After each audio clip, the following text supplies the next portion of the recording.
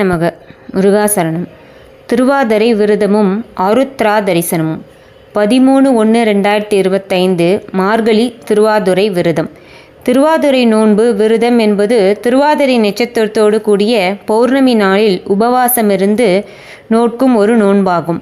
மார்கழி மாதத்தில் வரும் திருவாதிரை நட்சத்திர அன்று திருவாதிரை தரிசனம் காட்சி தரும் கடவுளை கண்டு கழித்தால் வீழ்ச்சியில்லாத வாழ்க்கையமையும். திருவாதிரை தரிசனத்தை ஆருத்ரா தரிசனம் என்றும் சொல்வார்கள். அன்றைய தினம் சகல சிவ ஆலயங்களிலும் நடராஜருக்கு அபிஷேகம் செய்வதும் ரிஷப வாகனத்தில் திருவெம்பாவை வழிபாட்டுக்குரிய 10 தினங்களின் இறுதி நாளாகவும் மார்கழி திருவாதிரை அமைகின்றது. சிவனுக்குரிய நட்சத்திரம் திருவாதிரையாகும். இவ்விரதம் சிவனுக்கு மிகவும் உகந்தது. இதனை கொண்டுதான் சிவபெருமானை ஆதிரையின் முதல்வன் என்றும் ஆதிரையான் என்றும் கூறுவர். ஆருத்ரா தரிசனம்.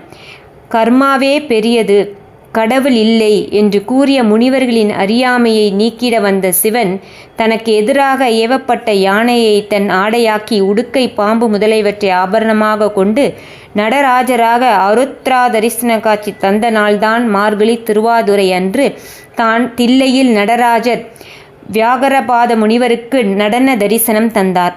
அதனால் மார்கழி மாதம் திருவாதிரை நாளன்று நடராஜருக்கு சிறப்பு வாய்ந்தது. அவற்றுள் சிதம்பரத்தில் நடப்பது மிகவும் சிறப்புடையது. திருவாதிரை தினத்தில் தில்லை நடராஜ பெருமான் ஆரோகணித்த தேரில் வீதி வலம் வரும் காட்சி அற்புத காட்சியாகும். இதைதான் ஆருத்ரா தரிசனம் என்று கூறுவர். ஆருத்ரா என்பது ஆதிரையை குறிக்கும் சொல். இக்காட்சியை கண்டு தரிசிக்க பிற நாடுகளிலிருந்து அடியார் கூட்டம் தொண்டு தொட்டு இங்கு செல்வது வழக்கம். சிதம்பரத்தில் உள்ள நடராஜ பெருமானை தரிசித்தால் முக்தி கிடைப்பதாகவும் சொல்லப்படுகின்றது. மார்கழி மாதம் திருவாதிரை திருவெம்பாவை நோன்பினாலும் விநாயகர் சஷ்டி விரதத்தாலும் பெருமை பெறுகின்றது. சொர்க்க வாயிலில் ஏகாதேசி விரதமும் மார்கழிதான் கடைபிடிக்கப்படுகின்றது. கண்ணன் கீதையில் மாதங்களில் நான் மார்கழி என்று கூறியுள்ளார்.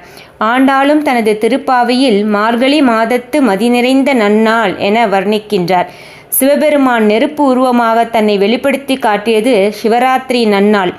சிவபெருமானை பூமியில் அபிவிருத்து நின்ற தோற்றுவித்த நாள் ஆருத்ரா நன்னாள். நன்றி.